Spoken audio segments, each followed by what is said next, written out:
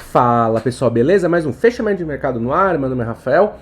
Bom, o Ibovespa fechando aí o dia com uma ligeira alta, estava bem melhor, perdeu bastante força aqui no final do dia, muito por conta de commodities metálicas. Vale perdeu bastante força, né? Gerdau virou negativo, por conta do minério de ferro. A gente vai falar um pouquinho mais sobre isso, mas no final das contas, né, depois de 5 quedas consecutivas, o Ibovespa segurou por aí na semana, né? Não foi uma semana tão produtiva, segunda semana consecutiva de queda, aí uma queda próxima de 2%, mas estamos mais uma vez aqui na região, né, dos 103 mil pontos, que foi fundo em novembro, fundo dezembro, janeiro do ano passado, né, fundo aqui em maio, aí perdeu depois, quando voltou a negociar acima dos 101 mil pontos, que o mercado engatilhou a compra, voltou para ser fundo em dezembro, aqui, né, no comecinho do ano também bateu mínima para cá e foi para lá, né, para cima, e agora estamos de volta aqui. Se a gente for levando em conta a força desse patamar e como o mercado está travado no curto prazo nesses níveis, aqui teoricamente, né, pra ir em busca de alguma oportunidade de compra, por conta basicamente, né, do risco-retorno mais favorável na compra, tá bom? A gente vai falar um pouquinho mais sobre isso, mas o que motivou esse movimento de alta, essa recuperação? Apesar de bem mais tímida, mas uma recuperação. Basicamente foi a Petrobras, né? Se a gente der uma olhada, Petrobras subindo 4% na máxima do dia. E assim, né? O que a gente tem? Bom, a empresa tá aqui, tendência de alta no curto prazo, acima dos R$21. Tendência de alta no curtíssimo prazo, acima dos R$24. Esses últimos dias, né, na verdade ontem, o papel sofreu bastante por conta do que foi dito na teleconferência, né, na primeira coletiva de imprensa oficial, né, do novo presidente, o Jean Prats, falando, né, assim, colocando em xeque a política de preço da Petrobras, colocando em xeque a questão dos dividendos, né, que mudar a lei de... Não, ele não falou mudar a lei de SA, mas falou que essa política de dividendos, esse percentual fixo aí, né, fazendo referência a esse mínimo de 25%, não tem que ser fixo. Assim, são coisas que assustam, obviamente assustam, mas, cara, não tem como mudar a lei de SA. E outra coisa, não tem como sair mudando política de preço. A gente viu do governo Bolsonaro que teve essas tentativas aí, lembra? Vinha, caía, papel desmanchava, voltava tudo. Por quê? Primeiro, eu não sou especialista de estatuto de Petrobras, né? Mas acredito que existem alguns gatilhos que evitam essa mudança tão drástica assim, né? E outra coisa muito importante, né? Uma mudança na política de preços afeta diretamente também os cofres públicos. Afinal de contas, né, o governo recebe o quê? Os royalties do petróleo, né? E os royalties do petróleo, né, que são parte importante aí da receita do governo, né, ele é calculado, né, pela alíquota do royalty, pela produção mensal do campo e o preço de referência do petróleo, né, do petróleo, gás, enfim, o que você está calculando daquele mês. Então, se você fica mudando esse preço de referência, né, se você não tem um preço de referência aí bem ajustado, você vai perder uma fonte de receita importante. Então, existem algumas coisas, né, alguns pontos importantes aí, e que o mercado, né, obviamente, você não, como acionista, você não gosta de escutar um negócio desse, mas que pressiona tudo, né? Mas é muito difícil, a gente não pode falar, né? Porque, sei lá, eu não sou jurista e às vezes pode ter uma cláusula ali que o cara pode mudar, enfim, eu não estou falando isso. Eu não posso afirmar isso, mas é difícil. O que não é difícil de acontecer? Primeiro, a questão dos dividendos, que isso já mudou, né? Vai ter um fundo lá, vai pegar 50 centavos dos dividendos que foram aprovados, provavelmente vai mudar essa política de payout, e o que essa nova gestão vai fazer com caixa. Isso sim pode ser feito, né? E isso gera um pouco de dúvida, isso realmente gera um pouco de dúvida, tanto que o Petrobras, né, já faz desde novembro que está entre 27, né, e 21, com ponto intermediário aqui no 24 e 23. Né, tá travado nesses níveis já tem um bom tempo. Então, assim, não é tão... Pelo menos o que eu li, o que eu pergunto, né, às vezes pro pessoal, não é tão simples assim essa mudança de preço. E o papel devolveu todo essa precipitação que a gente viu ontem, voltou tudo hoje, né, e mantém a sua tendência de alta por enquanto em todos os tempos gráficos. Se conseguir ficar acima desse 26, vai tentar mais uma vez 27,50 e 28. Só vai anular essa tendência se perder os R$24.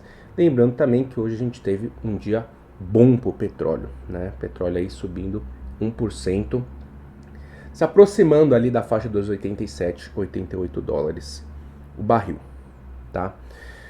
No outro extremo, a gente teve o desempenho aqui, a devolvida, né? Que a gente viu aí de Vale, Gerdau fechando em queda, mas o destaque, Vale pesa mais, né?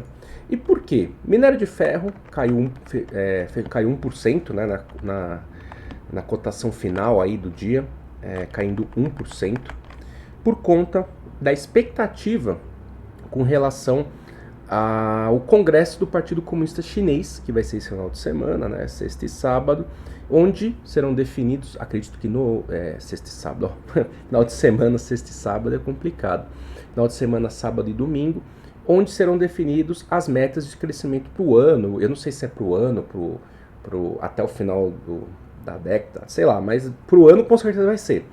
E provavelmente novos estímulos para a economia.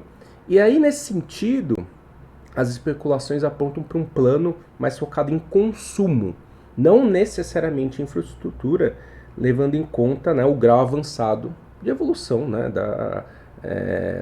urbana, né? A China já está com um grau aí, já está bem bem munida, né, de urbanização, e o que falta é impulsionar consumo, como foi dito pelo próprio presidente quando ele assumiu, né, na última reunião do Partido Comunista, tá? Lá fora, deixa eu pegar aqui. Olha o S&P, né? Ó, só o petróleo subindo 2%, na verdade, né? Voltando aqui para a faixa 88. E o S&P subindo muito bem, né? Confirmando a possibilidade, a força de compra aqui nesse 3.900, né? Era oportunidade de compra por aqui. E está retornando aí para a faixa do 4.060, que foi o ponto perdido, né? Que foi esse M aqui de maravilha, que fez voltar para esse ponto. Então, voltando para a última resistência, a gente tem uma tendência de alta aqui, ó, né? Esse viés de alta segue firme e forte e ganhou muita força com o movimento de hoje. Por quê? Né? Por que esse otimismo aí lá fora? Primeiro, né? Ontem a gente teve falas de membros do Fed pedindo calma, né? Calma, mercado, né? O Fed, ele tá de olho na inflação, ele não tá desesperado, também não tá otimista. A gente vai manter o ritmo de alta em 25, não vai subir para 50 e tá tranquilo, calma, né? Nem para cima nem para baixo.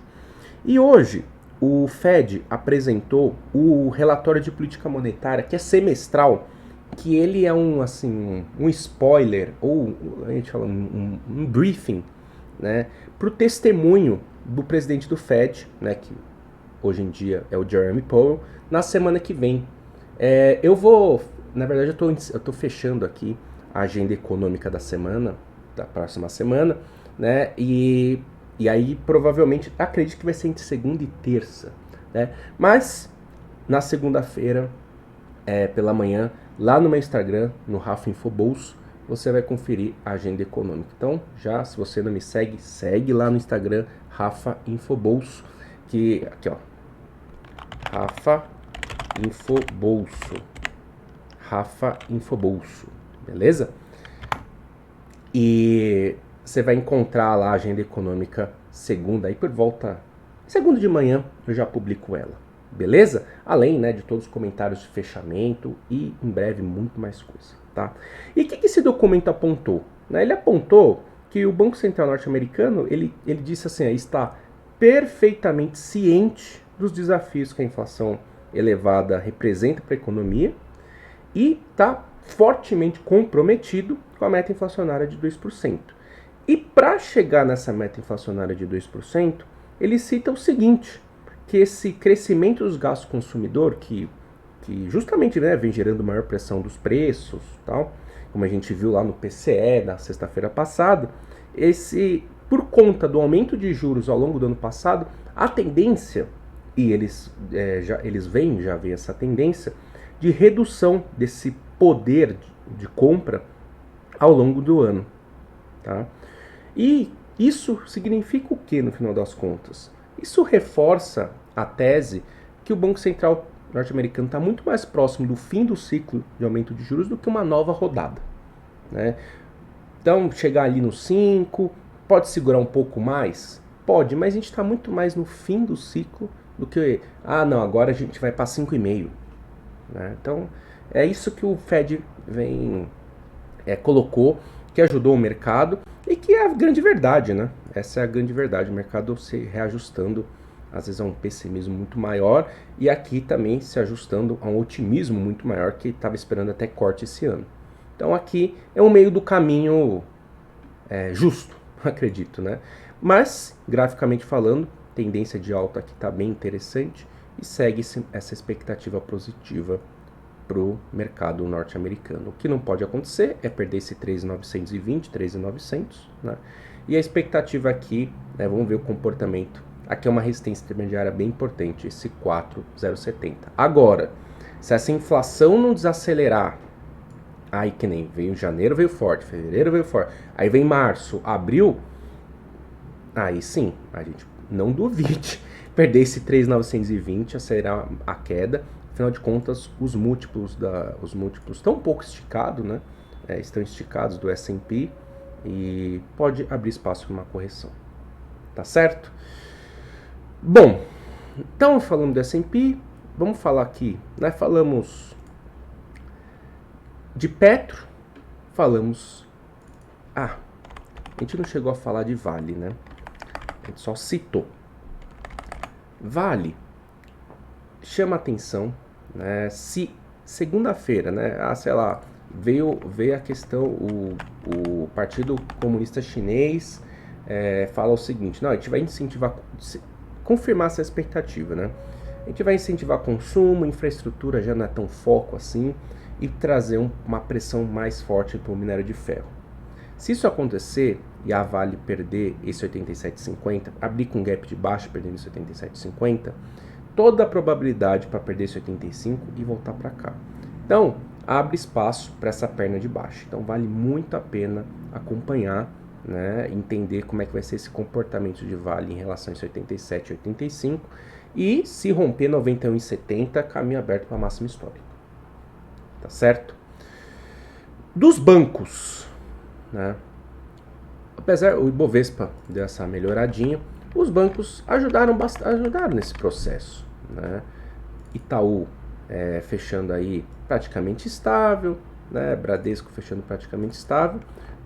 Falar aqui, já que o Bradesco está aqui na tela, é a mesma situação que a gente vem conversando. Bom, Ibovespa está tá num suporte importante, Bradesco está no suporte importante. Se você gosta do papel, quer adicionar o papel na sua carteira, se confirmar um sinal de reversão por aqui, acredito ser uma ótima oportunidade. Tá certo? Bom, dos destaques do dia, vamos ver aqui. Oi, nova recuperação judicial, né? Aqui é um caso bem complicado de ficar posicionado. O ponto é 2,60 com 1,08.